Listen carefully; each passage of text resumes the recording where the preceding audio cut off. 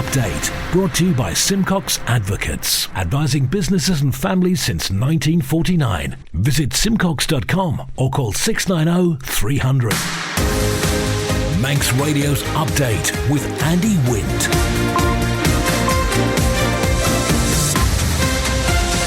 Fast am I. Good evening. It's 5:30. This is Update for Monday, 20th of November 2023 from Manx Radio.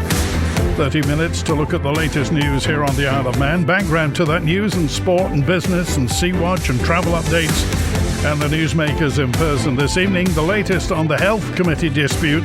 What's next for Wright's Pit?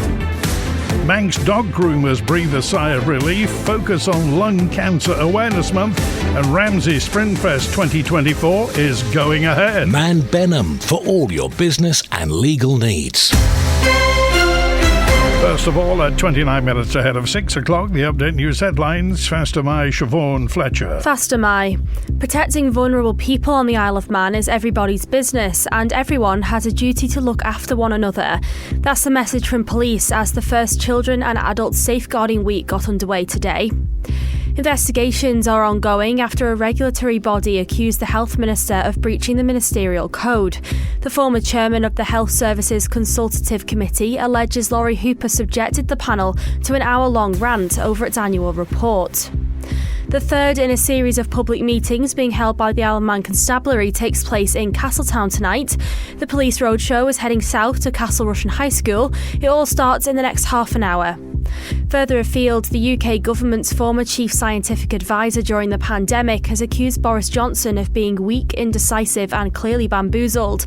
Sir Patrick Vallance has told the COVID inquiry that the former Prime Minister struggled to grasp scientific concepts and at times seemed broken. 28 premature babies have been transferred from a hospital in northern Gaza to Egypt, where they'll continue receiving treatment. The babies were photographed last week, huddled together to keep warm after power cuts at the Al Shifa hospital. And the UN's warning the world is racing well past the agreed global warming target as carbon output continues to rise. Next week, global leaders will meet for COP28 in Dubai, aiming to get the world back on track. They're your headlines. News at 6. Man Benham. Contact us by phone, video call, email or face-to-face. We're happy to connect with you. Manx Radio Weather with Manx Glass and Glazing. Goromaya, thank you. Siobhan from the Ronaldsway Met Office. That strong wind warning is still there in the North Irish Sea. It will go later on tonight. Currently, the state of sea is rough, turning slight later. On the Isle of Man this evening, mostly dry, isolated showers and clear spells through the night. Lowest temperature 7 Celsius. Port Jamert, dry, bright, partially cloudy and a moderate or fresh northerly, easing through the morning. Top temperature 10 Celsius. It'll be dry after dark Tuesday evening. Overnight minimum is 10. Fudger Crane, Wednesday cloudy, mostly dry with a fresh to strong wind coming in from the southwest and up to 12 Celsius.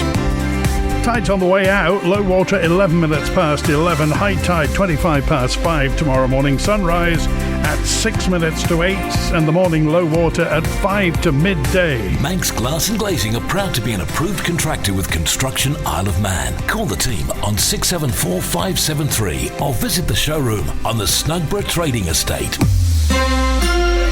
NMHK suggested that the Health Minister may need to consider his position over a dispute with a committee that oversees healthcare on the Isle of Man. Chris Thomas, MHK, will be seeking to annul changes Laurie Hooper, MHK, the Minister, recently made to the Health Services Consultative Committee's remit when Tynwald sits tomorrow. Minister Ashford, when he stood down, was really, really wise. He said when he become the focus of attention to do with an earlier stage of healthcare shenanigans, perhaps, and he just said, I'm the focus now, and so it's only right that I stand down because what matters is healthcare and policy, and perhaps Minister Hooper's in that situation now. Were Minister Hooper here, he would probably say something like, well, look, Chris, you were sacked. This is sour grapes on your part. You're just lashing out at whoever happens to be nearest and an easy target. I hope he wouldn't. It was me who I think called for Minister Ashford to reflect on his position, and he did. I think the Manx Radio interview shows that back in whatever it was, May 2022.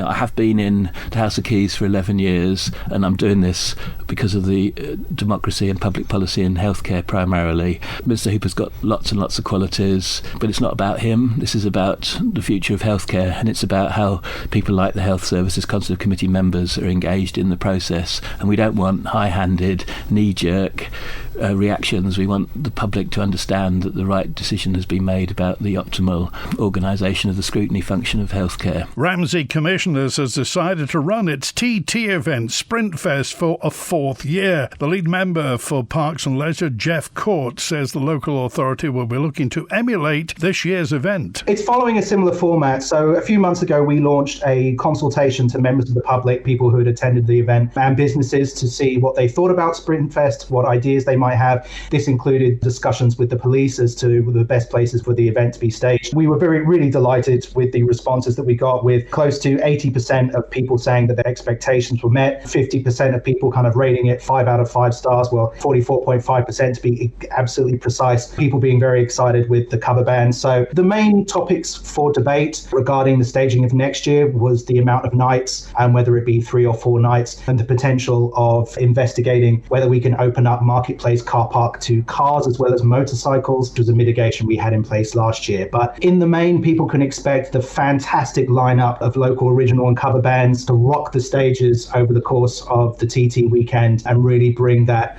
life, vibrancy, music and energy that we all love back to Ramsey. I think last year's event went very well. We made some small changes in order to cope with that. And of course, as with any event staged during this time, it depends really on the race schedule and when the road closures are, and really where your crowd is. But because it's an evening event, we saw a fantastic turnout of audiences that ran the spectrum of ages from the young to the old, all having a great time. So we hope for exactly the same next year.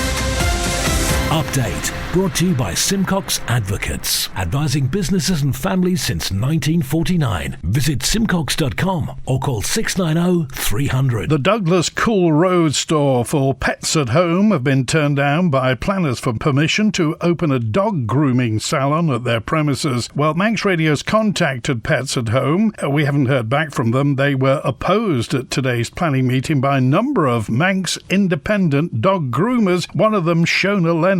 We live on the Isle of Man, where obviously the cost of living is now becoming so high. The gas, electric prices, etc. are shooting through the roof. Leasing a premises is so expensive, and not many planning applications get approved for dog groomers working from their home. So on top of that, we have to take on the risk of leasing a premises, the running costs, so whether you're using gas or electricity to heat your water, running the lights, running all of your equipment. The reason we can't coexist is because we are already balancing affordability with the current cost of living on the Isle of Man. A huge company like Pets at Home are able to offer incredible discounts. So they are not cheaper than the dog groomers you can get on the Isle of Man. Everybody is welcome to go and have a look at the prices for Pets at Home. But every now and again, they can run really high discounts. They can offer working hours that we never can.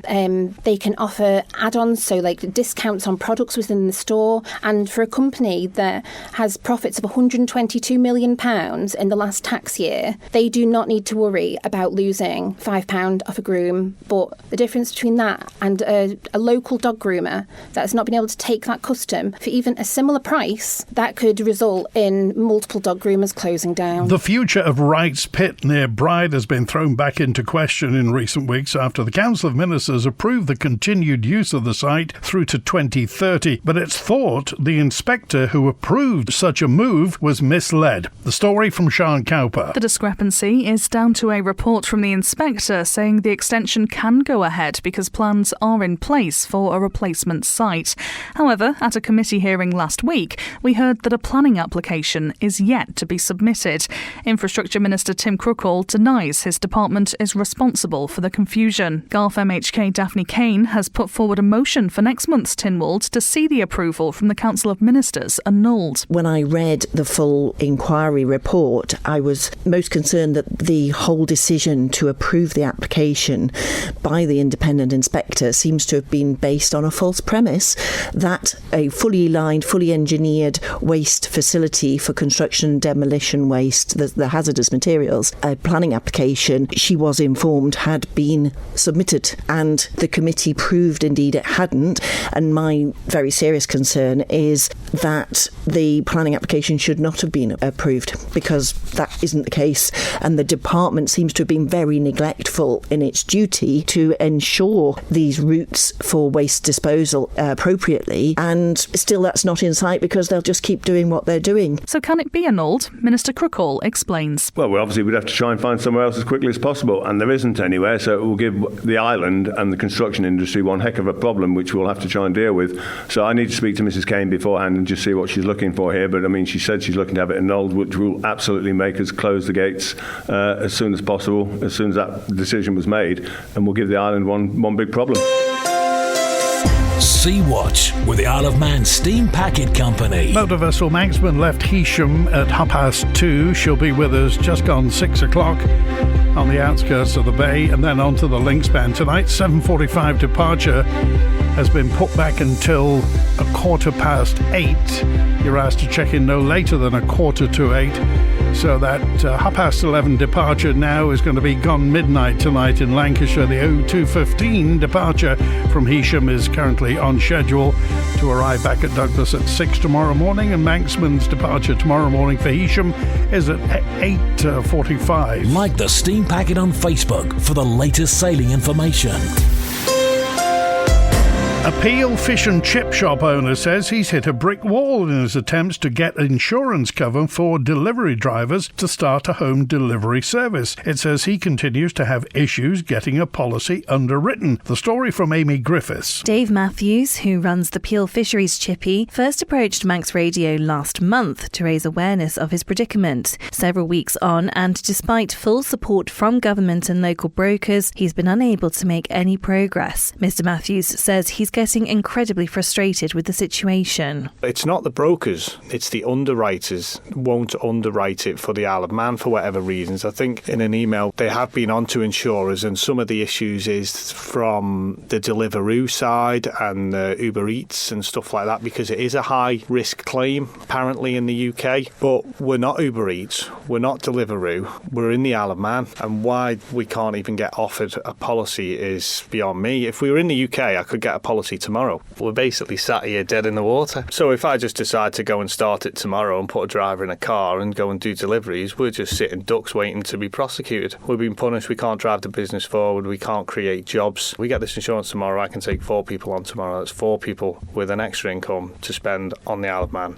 in the economy. The Department of Enterprise has given us a statement saying it continues to actively investigate these issues and has engaged with brokers both on and off island who've made it clear they too are struggling to find a provider. It's also spoken to the Association of British Insurers, who are said to be supportive of the concerns raised and are reviewing information about the Isle of Man's market to better understand the position. However, they can't guarantee that this will result in a solution, and it remains a commercial decision at the discretion of individual insurance providers themselves. Finally, the department says while the issue isn't unique to the Isle of Man, it does recognise that it's of importance to local businesses and the wider community, and will continue to look for options. Manx Radio Business Briefing.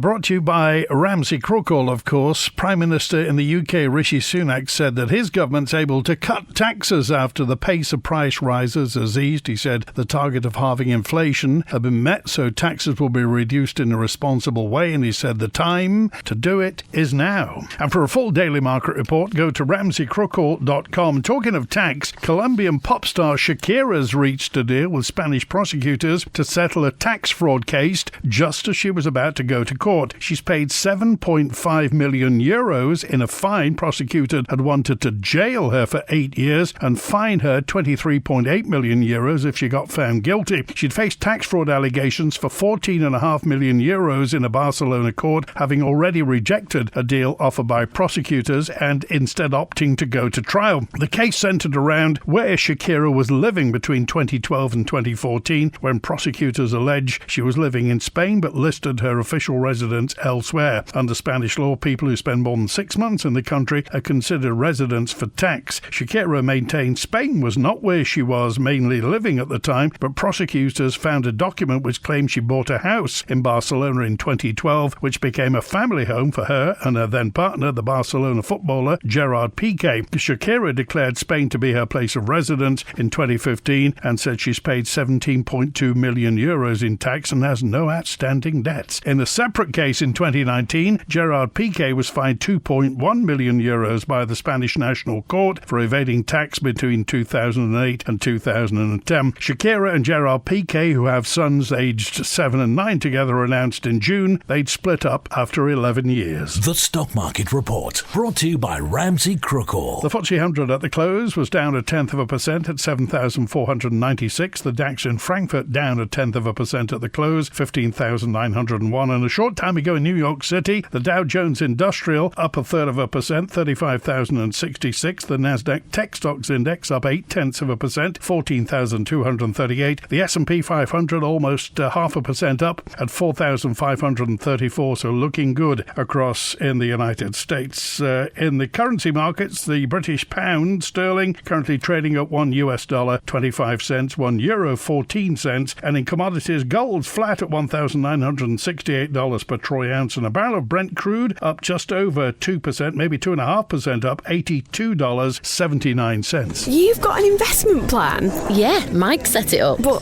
don't you need loads of money to do that? Not this one. It's called Shearwater from Ramsey Sprintfest, and you pay in monthly as little as £100. So it's like saving regularly, really helping us invest in the future for a house or the kids' education. £100 a month? I could easily do that. You should. The sooner you start, the better.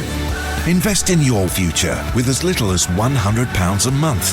Shearwater from Ramsey Sprintfest, the island's investment specialist for 75 years. Call 717171 or visit ramseysprintfest.com. Licensed and regulated by the Isle of Man Financial Services Authority. This is the most listened to Isle of Man news source, and Manx Radio's Update is the Isle of Man's most downloaded news podcast. Fast am I, 12 minutes before 6. November is Lung Cancer Awareness Month, and the Roy Castle Lung Cancer Foundation is asking you to recognise and to be aware of its campaign this year. It's You're Wrong, Be Unforgettable. From the organisation, here's Trudy Hudson. This year we are challenging 3 misconceptions that people are afraid to ask. They think it's too awful to be diagnosed or be dealt with, so they ignore. They don't do anything about it. And the second is patient stereotyping, that it can only affect certain people. And the third element of the awareness campaign this year is symptom validation. It's making people aware that anything that is unusual for them should be investigated. The symptoms of lung cancer are so benign and so usual that this is why a lot of people overlook them or don't follow them up as soon as they possibly can. And then when they do present to healthcare professionals, sometimes they are met with they go through a process to eliminate whether it is just a cough or a bit of a chest infection. In some of the more unusual symptoms of lung cancer is people may find that they have a lump just under their shoulder blade or in the neck, or they may have finger clubbing, which is a flattening and rounding at the end of their fingers, or they may have had some back pain, unexplained back pain, but higher up in the back, not necessarily lower. So anything that is unusual for you, follow up and get checked. That's our message. Manx Radio Sport. Faster my, Rhiann Evans. Faster my, good evening. Well, loads of athletes braved the weather yesterday to take on the Sid Quirk Half Marathon.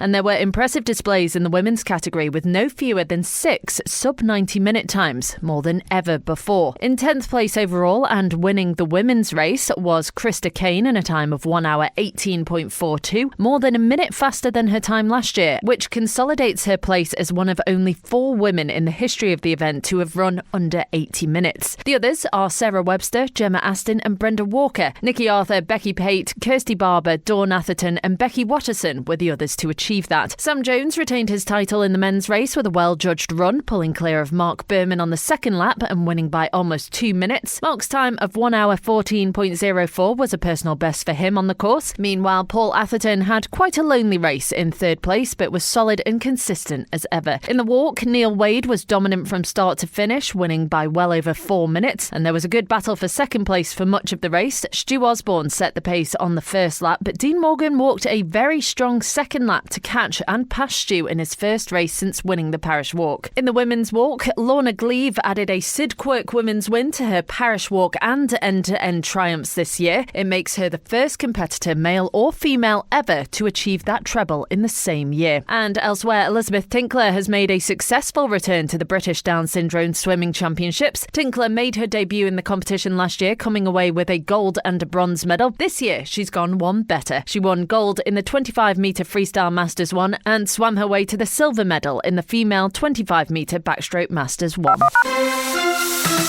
Manx Radio Travel, driven by Quayside Tyres and Service Centre. Logan's 5:25 inbound from Manchester is delayed. It'll be coming in about now, fingers crossed. Then it's the 7:30 EasyJet from London Gatwick showing on time. The Loganair 10 to 8, London City on time, and the 5 to 8 returning patient transfer from Liverpool currently showing on time. Outbound 6 o'clock, Loganair to Liverpool is on time.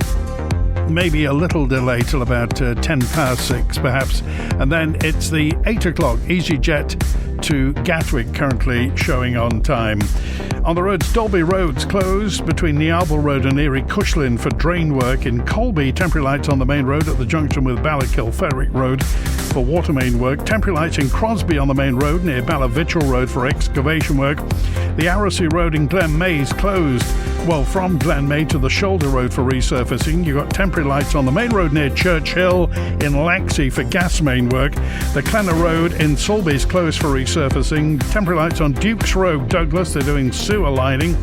Hillside Avenue is closed through to Circular Road in Douglas for adjacent office window replacement.